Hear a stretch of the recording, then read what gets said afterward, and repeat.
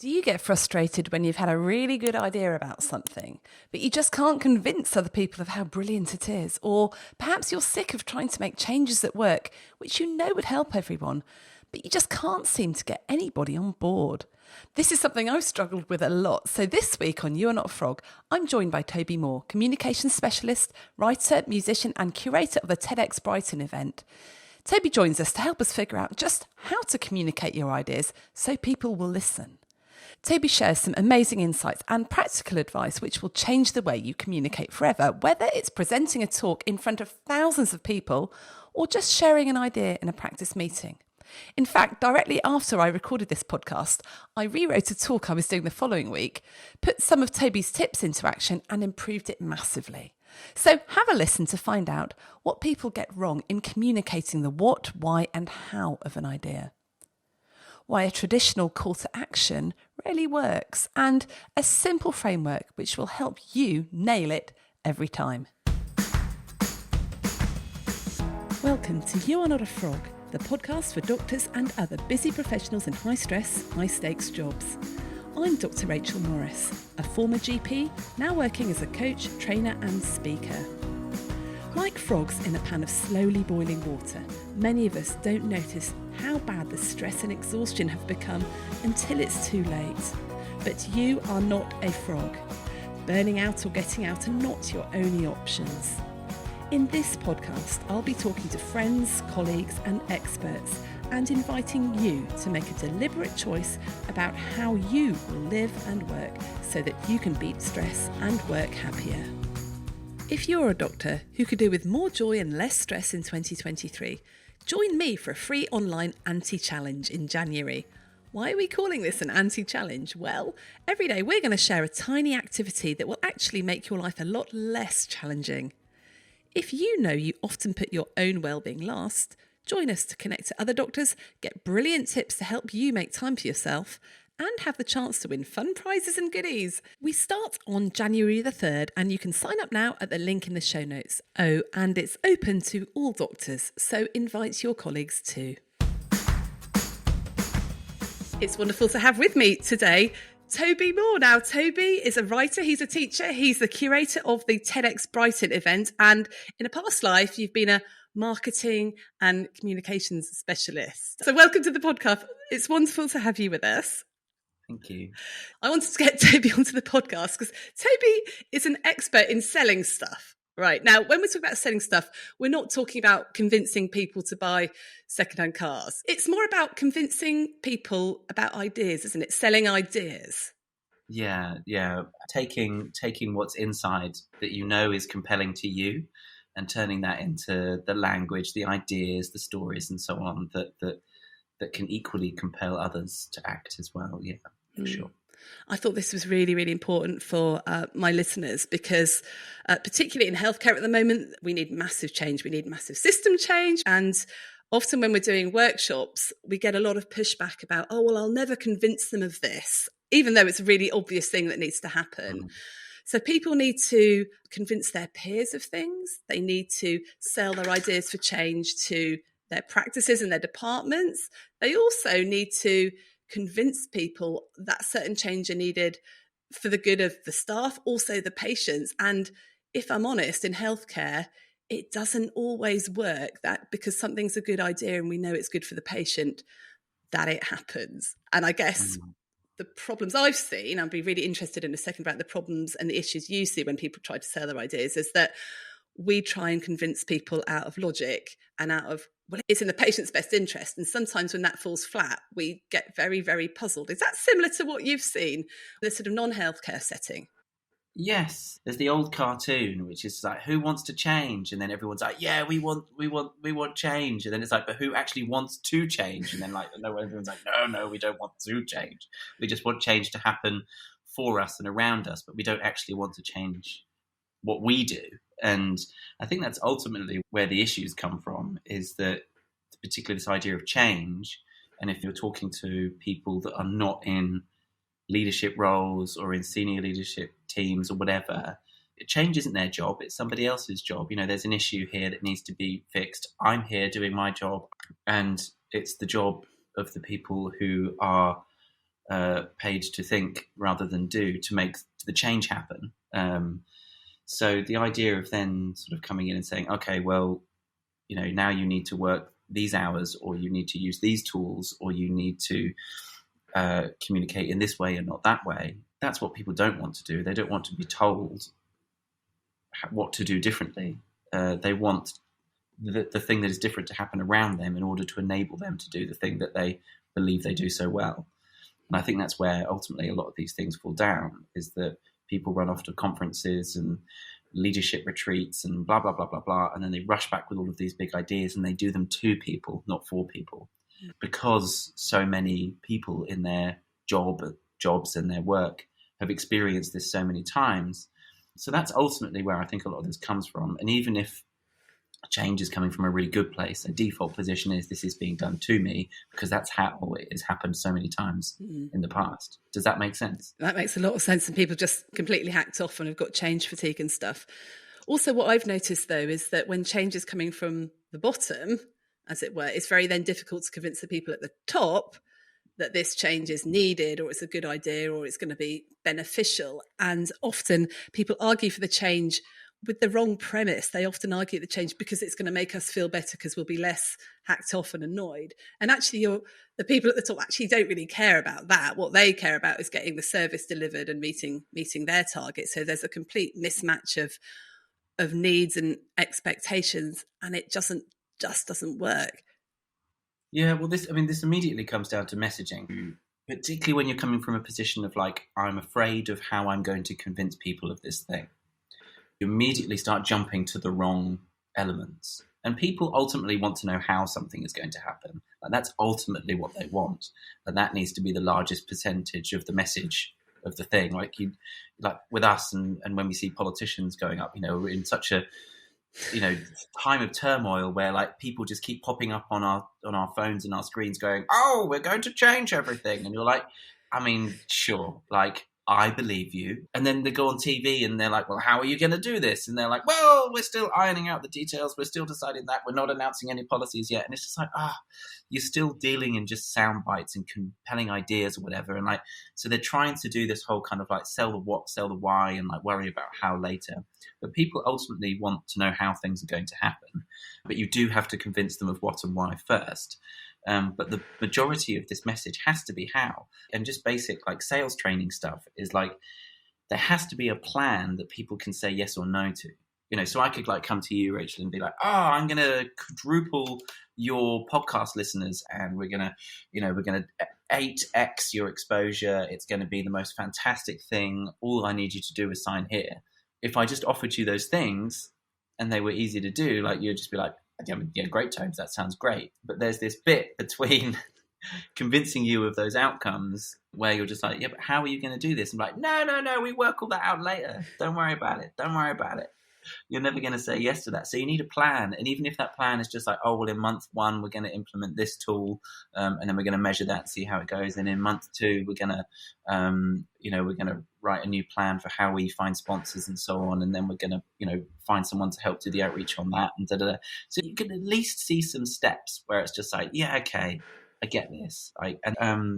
In creative practice, they call this scaffolding. So scaffolding the risk.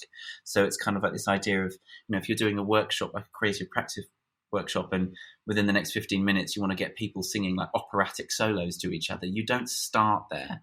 You start by just going, let's just clap. And now let's just make some little notes like, woo-hoo, woo-hoo, and just start going around. And then 15 minutes later, everyone's like, why? And they're all singing at each other, but you could never ever start people in that place. Do you know what I mean? So you have to create this scaffolding. The risk is what they call it in creative practice. And it's the same as selling a plan. Like, it's just sort of like letting people know that the easy thing that we do first is this, the more difficult thing we do next is this, and then the very difficult thing we do later is this. That's what you would want. If I'm getting you to change the way and the times that you come into work and in the order that you see people, over the course of the next 6 months, whatever, that's what you would want.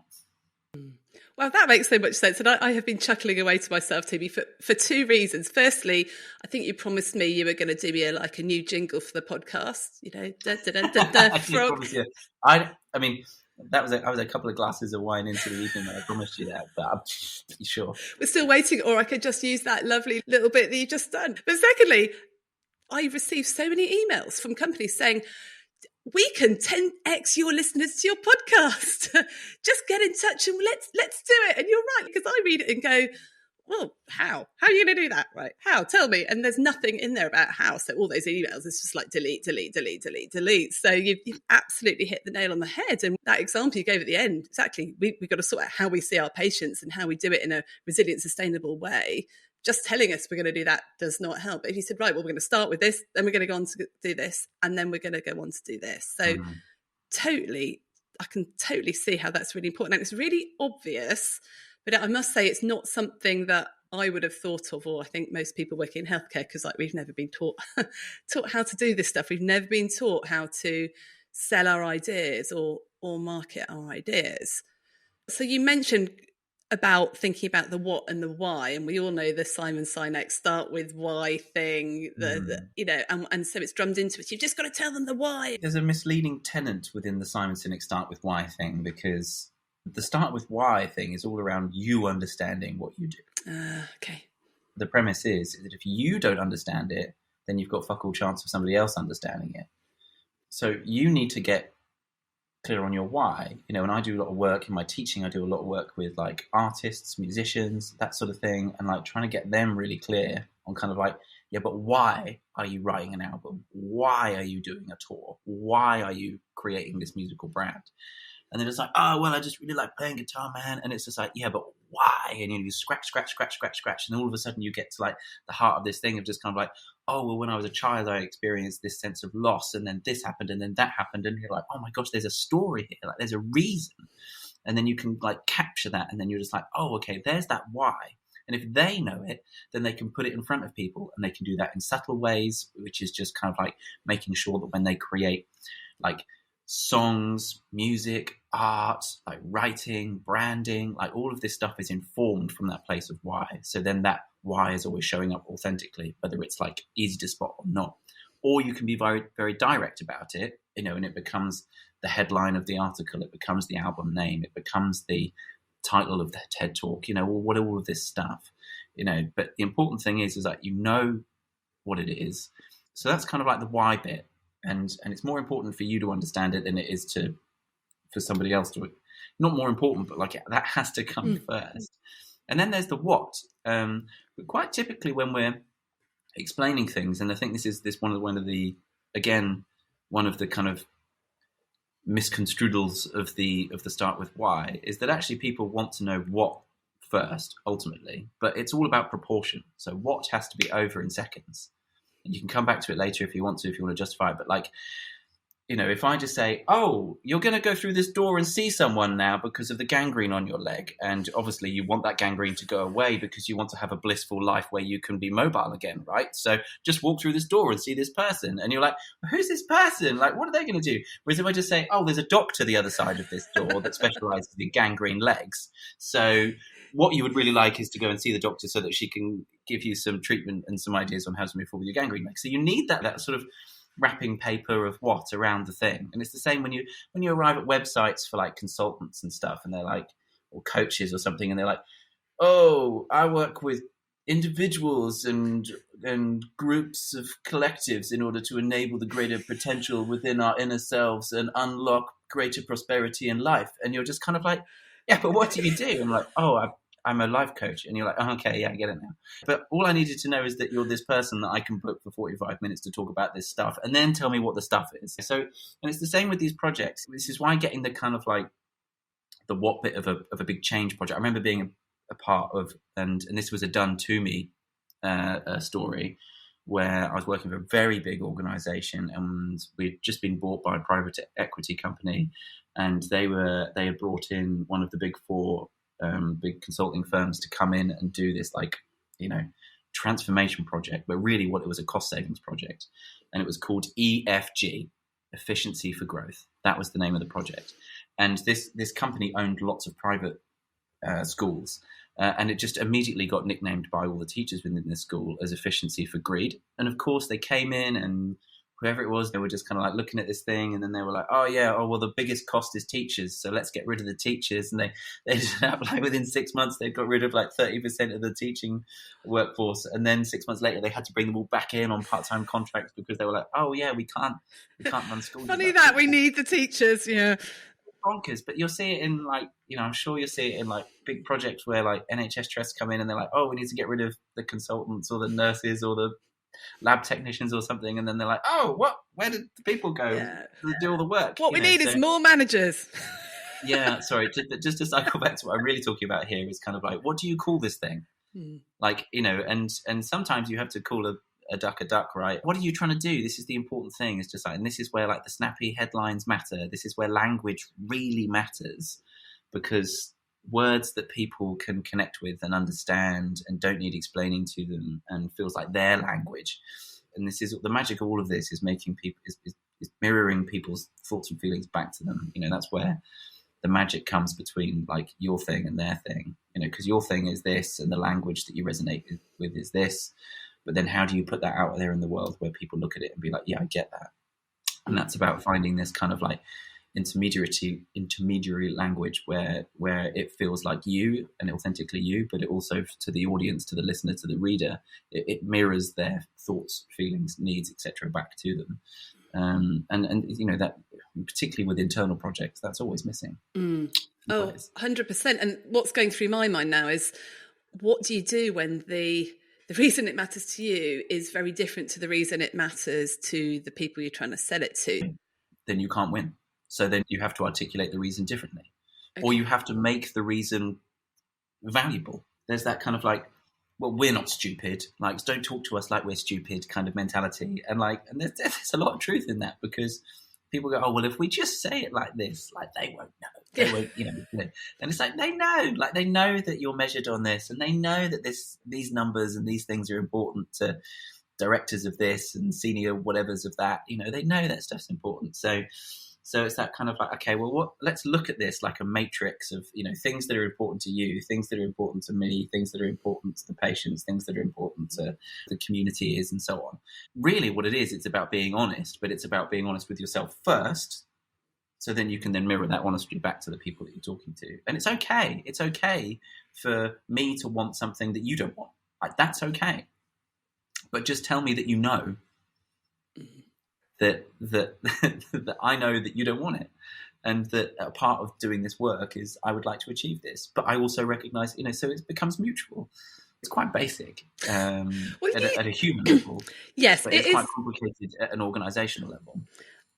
It is basic as a human level. And we all know it. Like, if you're trying to get a 5-year-old to brush their teeth or to eat a piece of broccoli, you're not going, darling, I really want you to do it because it make me feel better. You try and put it in terms that they understand that's going to make them want to do it, right? You don't tell them. You ever want to eat chocolate again? Yes. It's like, well, you'll need teeth. Yes, exactly. You don't start lecturing them about vitamins and minerals, do you? You give them some consequences, you give some outcomes, you show them the transformation that will happen to them. With my son, it was that Lewis Hamilton eats broccoli and Wayne Rooney eats potatoes because he looks a bit like one, and that worked. I still try and use it on him, but he's 16 and he sees through it right now.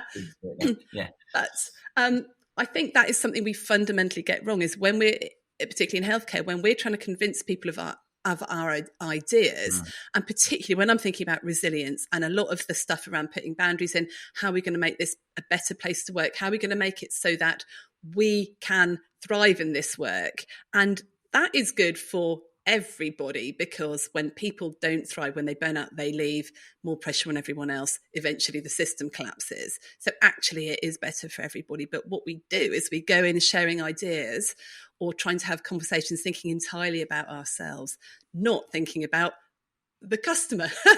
Or we don't see that person as the person we're trying to sell something to. We see that person as a person who is there to fix all of our woes and all of our issues. I think one of the things important model to remember when thinking about explaining and bringing people on board with these ideas is you've got to hit up the marks of understandability, believability, and actionability. Like, it's kind of like And you have to kind of do it in that order, because if I can't understand it, I can't believe in it. If I can't believe in it, I can't act on it. And this is where that sort of proportion of message and structure of message comes in. So you have to kind of make sure that like you're giving yourself those objectives as you're finding the language, finding the ideas, finding the stories, etc., to unpack and explain this stuff. Are we making sure that in the first 10% of this message that people are going to really understand it? And then in the next 20%, 30% of the message, they're going to believe in this, like by the time that we get to the end of this. And then at the end, it's about like, well, are we going to give them the tools and the opportunities and the options and the tasks and so on and the plans, in order to take an action and become a part of this. It's like there's this journey going on, and like you're on this journey, and at some point you need to start inviting other people on the journey, otherwise it won't work. And it has to be like an invitation to take part and to be a part. And it's about convincing people of a change. So, it comes back to the challenging the norm and normalizing the challenge, which is like how I always like to try and top and tail when I'm working with TEDx speakers. And that's all about this sort of fork in the road moment. And one of the most compelling things that you can do to convince people to change is to get them to imagine what the future looks like if they just carry on the way that they are. And if you just say, okay, well, we'll just carry on seeing people like this, and we'll just carry on communicating like this, and we'll just carry on wasting money on this, and we'll carry on not investing money in that, where do you think that takes us? What does a year look like? What does 5 years look like? What does a decade look like? It doesn't look good, does it? And, do you want to be a part of moving towards a different future? And again, when people just feel like something's being done to them, they're getting on a bus and the bus is going down a different road to the road that they would normally want to take home. Like, that's scary. That's really scary. Whereas it's kind of like you're getting on the bus and they're like, oh, there's 2 buses coming and one of them takes this route round and one of them takes that route round. Which one do you want to get on? You get to choose. That's a part of making people feel like they're contributing to the thing. They are looking to you for direction and vision and leadership, but they also want to be a part of the design and the delivery of that. They don't want to feel left out. So you have to make sure that you're creating space for all of those things, or both of those things. And so is it true that people fear loss more than they fear gain? So if you're trying to convince someone that, this imagined future, it's actually almost better to start with what happens if you don't change, what happens if this carries on, rather than, oh, look, well, we could be doing this, blah, blah, blah. A really powerful question is like, what is the risk of not doing this? I learned that from my sort of social innovation projects days, is just kind of like, if we don't do this work, if we don't take this action, what risk are we actually creating here? When I'm thinking about all the things that people could do in their teams or the system to make things better for the staff that work in healthcare, for doctors, for nurses, a lot of it gets blocked because of the potential tiny risk that might not work, or it might go wrong, or we don't have this, or this is the way we've done it, and that person might get a bit peed off or whatever. And nobody ever says, well, what is the risk of not doing this? I was with a practice one lunchtime a few weeks ago doing a talk about, saying no, prioritising. And someone just kept coming back with, yeah, but the risk is we might get complaints. We might get this. We might get this. And there was all this yes, but yes, but yes, buts. And I said, well, what is the risk of not changing? And 2 of them just sat there and said, well, the risk is that everybody leaves and literally the practice goes under. I mean, that is a much, much bigger risk than a few complaints, right? And they're living in the pain. This is the thing. They've not made their way through the pain wall yet and into optional suffering. But I think that's what we're not looking at. With there are all these barriers to change or doing things differently, because what if they fail? What if they make things worse? Yeah, something I know that you bang on all the time is about telling stories to illustrate things and to connect emotions. Because like I said right at the beginning, I think one of the big mistakes we make is that we try and convince people with logic and facts, which all have to be in there, right? But are most decisions made with logic and facts or not? No, I mean, that's useful. That's supporting data, but that's not the story. Numbers don't tell stories, people do. The thing about stories is, and I actually tried to avoid using the word stories where I can and try to use the word experiences instead, because I think stories has this kind of like, I can tell you a story about Paddington Bear, or I can tell you about an experience that I had over here, and I think it's really important that as people, like privileged professionals, that when we're trying to make changes, particularly when those changes affect the lives of people that have different lives to us, that we understand the lived experience of the person or the people or the communities that we're trying to reach and change. So this idea of lived experience, is much more real than a story. A story about an asylum seeker, a story about, a single parent, claiming universal credit, a story about, a nurse in a rundown hospital or something. Like, that's a thing, because that the idea of a shared experience or a shared perception or something, that's what creates empathy. Empathy creates trust. Trust is the fuel of change. So valuing experience over stories is actually, for me, is the first big step. And I always wondered why I felt uncomfortable with the concept of storytelling in marketing. And now I know it's because it didn't value the lived experience of either the person telling the story or the person listening. So that's the starting point. And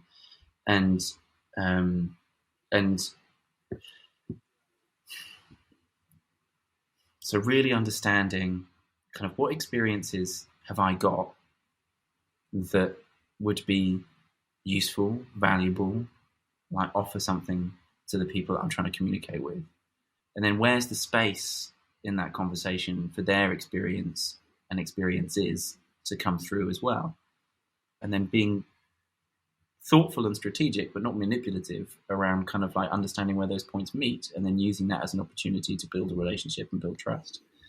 So I appreciate that sounds a bit lofty, but it's important to understand, to de-fluff that process. It sounds fluffy. It sounds fluffy because it's hard to do and requires great levels of emotional intelligence and strength and so on.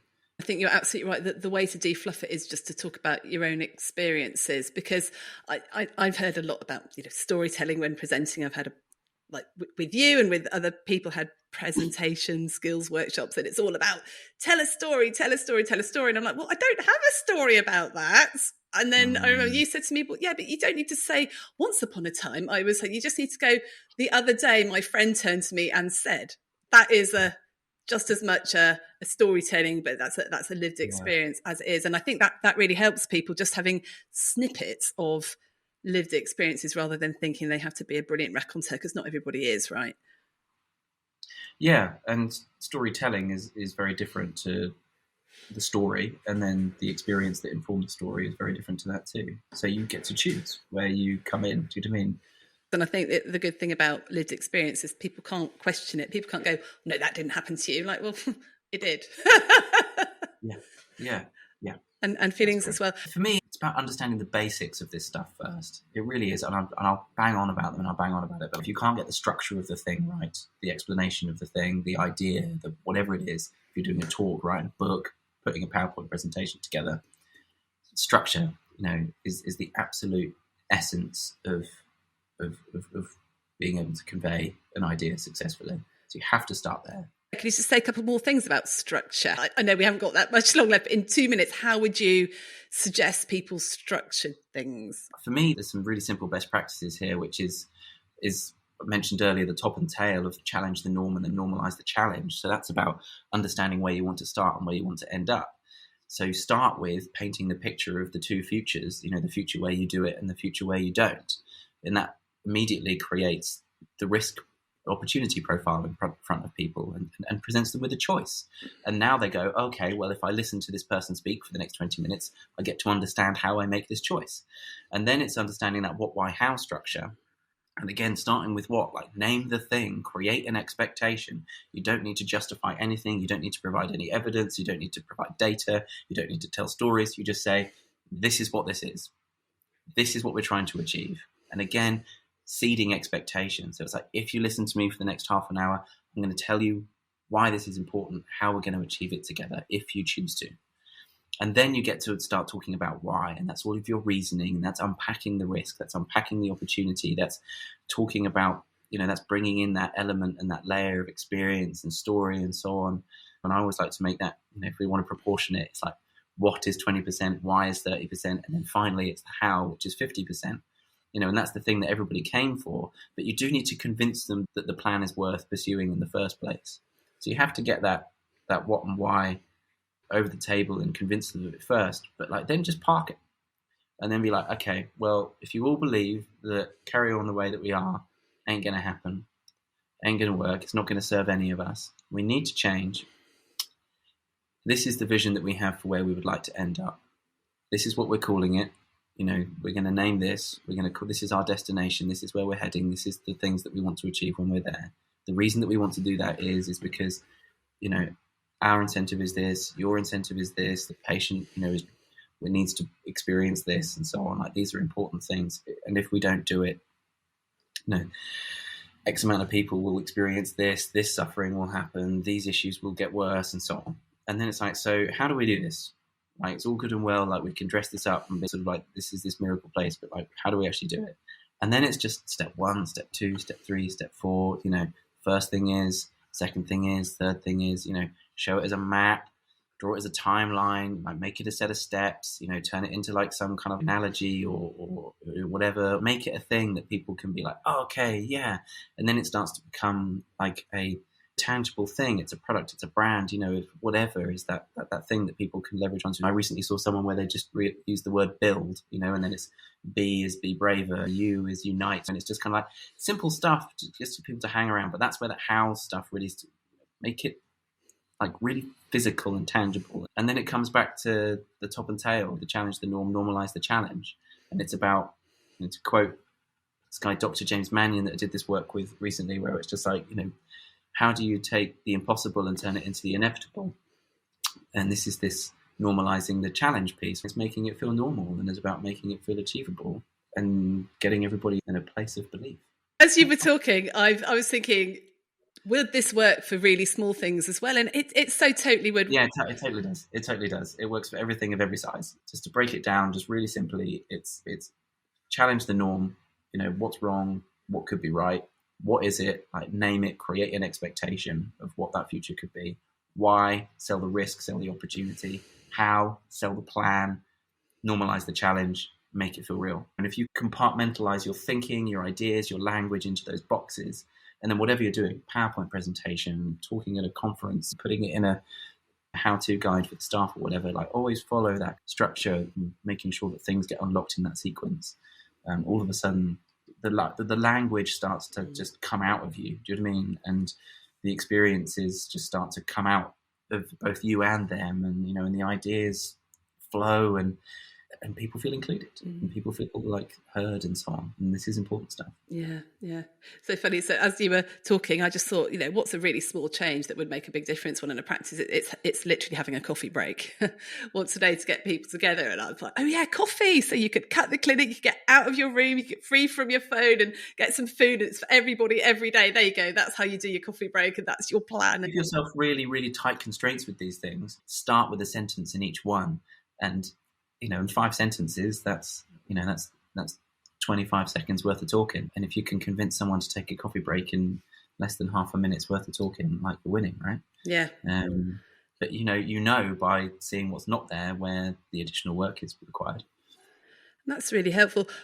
One thing that I think people miss in all of this, well, the first thing I think they miss the how. So coming with a how. And often this happens in one-to-one coaching. People are saying, oh, I want this, and I'm trying to get them to do that. I said, well, have you ever suggested how they could do it? No, I just tell them the problem. It's like, well, go to them with the solution, and then they might listen.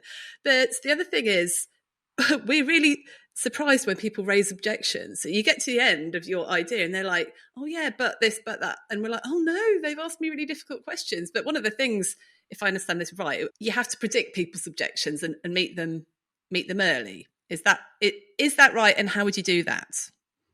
Well, yes and no, Okay. Because like understanding, it's a bit like, why do websites have frequently asked questions or something? Like, it's not about guessing it. Sometimes it's about just sort of seeing what comes up and then sort of being ready to answer those things. Ultimately, the thing that's missing is listening. Mm-hmm. Because if you were to say to me, hey, Toby, do you want to come on my podcast? I'd be like, oh, no, sorry, I'm busy. And you'll be like, oh, when are you free? I can work around you. And I'm like, oh, no, sorry, those days, what? You're not giving just by jumping in and trying to solve the immediate thing. And I've said I'm busy, but what I'm really saying is just kind of like, do you know what? I hate podcasts. Do you know what I mean? And it's just like, I think they're stupid. I don't listen to them. I think people that, you listen to this podcast. Oh God, for fuck's sake, so really what I'm saying is that I don't think podcasts are any good or useful. Do you know what I mean? So you're solving the wrong problem already. And then the only way that you do that is it's questions and listening. So if someone says to you, oh, that sounds like a crap idea, rather than you going, it's not a crap idea, it's really, I promise you we've thought about this, it's going, oh, why do you think it's a crap idea? And then I go, oh, well, we tried that once before. And, and it goes, oh, so tell me a bit more about when you tried it. Like, what did you experience? And they're like, oh, well, we tried this. And then so-and-so said that. And then da-da-da-da-da. And you're like, oh, so, when you did that, so and people said this. And they're like, yeah. Like, oh, so what do you think we could do differently this time in order to stop them from thinking or feeling that? Do you think there's anything we could do? It's like, well, if only we had this, then it would have happened. And it's like, oh, so do you think if we found a way of making this, then this might work? And they're like, well, yeah, but only if. And it's like, okay, well, why don't we, maybe the next step is trying to work out how we create the this that you've just described, because that sounds brilliant. And all of a sudden people are like, oh, I feel listened to. Oh, I actually got to the heart of the thing, and people are very rarely actually upset or frustrated about the thing that they first say. It's just question, listening, and wait for someone to give you the solution, and then you just repeat it back to them. And it's really boring, gumpy sales bullshit, but it stems from like real human behavior. And if you just try and people know when they're being palmed off, and it's frustrating. It actually makes things worse rather than makes them better.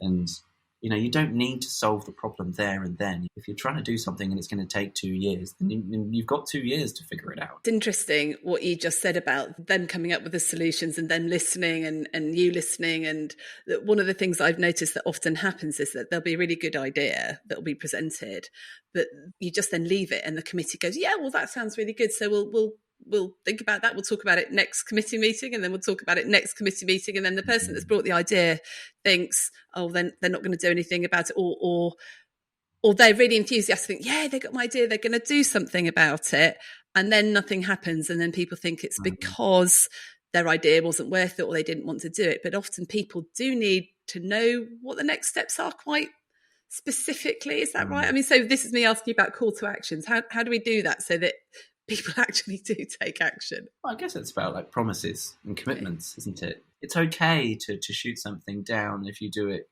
carefully. It's just like giving people feedback. You can be kind with feedback. You can very kindly tell someone that their idea doesn't fit in. But it's also being very kind of like, this is why this whole start with why thing, to come all the way back to the beginning of our conversation, is important, because if something doesn't fit in within that sort of like that very clear vision. So being really clear on that, I think it's the Does It Make the Boat Go Faster book. I think it was like the Olympian rower or something. It was just like, their whole decision-making framework for everything that they did as a rowing team was, will it make the boat go faster? And that's like, should we have chicken or lettuce for dinner? Or should we go to the pub? Everything was just built around the Does It Make the Boat Go Faster? But if you don't know, that's a really easy one, because the finish line is over there, the boat is here, there ain't that much in the way other than a bit of water and maybe a duck. It's a very simple goal, whereas some of the things that we're working with when there's lots of people involved, lots of moving parts and so on, is the end visions and the finish lines and things can be much more complex and obscured, which is why it's really important to find the right language and ideas and so on to explain them. But once you've got that, it's much easier to then create those swim lanes of focus where you can be like, well, actually that sounds like a great idea, but it's not in focus. It doesn't enable the vision. Brilliant. So there's so much in there, and I think I could do another 10 podcasts just picking your brains about this. In the minute, I'm going to ask you for what your top 3 tips are. But in the meantime, if someone wants to learn a bit more about this and someone wants to get hold of you, or learn your process, how can they do that? And what have you got out there that people can access? First thing is, at the time of recording, I'm about to publish a book, and at the time of publishing, it should be out. It's called Make It. It's called Make It: How to Work with Clarity, Confidence, and Creativity, by me, Toby Moore, available on Amazon. And that basically, for me, this book is a whole unpacking of all of these, we've talked about experiences. It's really looking back at my whole career's worth of experiences when it comes to believing in your own ideas and having clarity over them, but then allowing yourself to compel others to come with you on those journeys too. And it's a real exploration into creative freedom as well. So that should be out now at time of publishing this podcast. And it takes you through lots and lots of models and ideas, all the way through from kind of like just understanding the power of your ideas, through to how do you explain and articulate those ideas, to how do you actually just build your career and your work around your ideas for how you want to be and what you want to create. I like it. I think it's a good book. I think it will be an excellent book, and I want a copy, but it's not out yet, so I can't get one. So I will be first on the list. We'll put the link in the show notes there as well. So, Toby, that's been so helpful. What would your top 3 tips be for someone who wants to sell their idea to someone? The first is structure. So as I mentioned earlier, I really think that's the first thing to get right. So tip number 1 is nail the structure before you start putting content into the structure. Number 2 is around clarity of language. So be really, really thorough, but also ruthless with the language that you're using. And we talked about earlier around this idea of it, it has to be authentically your language, but then it also has to be language that people feel like is their life mirrored back to them. So it's about finding those words and those meanings that create that connection between you and them in an authentic way. And number 3, what is number 3? That's the hardest one. I think it's, you mentioned call to actions earlier, and I think a much more valuable tool is a call to conversation. I guess, to be really blunt about it, the tip 3 would be to replace your calls to action with calls to conversation. Love it. And that sort of leans into that stuff we were saying earlier about, when someone says, oh, but this doesn't work, don't see that as a kind of what's the quickest route to getting them on board? It's about kind of okay, well, what conversation needs to happen here in order to make that person feel heard? And to take it all the way back to the sort of sales training type stuff, it's about waiting for someone to tell you what they want and then being like, oh, okay, well, if I gave you this thing that you want, would you say yes? And then they go, oh, yeah. Rather than going, you want this thing, right? You want this thing because it does this, because it does that, because it does this, because it does that. And that's what I call benefit bingo, is you just list all of the reasons why somebody might want something and hope that you strike gold on one. Whereas actually, if you just ask enough questions, they'll tell you what they want, and then you can decide whether you can offer them that thing or not. So yeah, tip 1, structure before anything else. Always get the structure. It's a bit like writing an essay or something. It's just write the questions first and then come up with the answers. Number 2, language is really nailing your language and just really spending time on that. And then number 3 is it's calls to conversations, not calls to actions. Brilliant. Toby, that is absolutely gold. Thank you so much for being on the podcast. And will you come back another time? Because there's lots more I'd like to ask you about. Yes. With or without New Frog jingle. Yeah. That's my gate to entry, yeah. Brilliant. So thank you so much and have a good rest of the day. Bye. Thanks for listening. Don't forget, we provide a self-coaching CPD workbook for every episode. You can sign up for it via the link in the show notes. And if this episode was helpful, then please share it with a friend. Get in touch with any comments or suggestions at hello@youarenotafrog.com. I love to hear from you. And finally, if you're enjoying the podcast, please rate it and leave a review wherever you're listening. It really helps. Bye for now.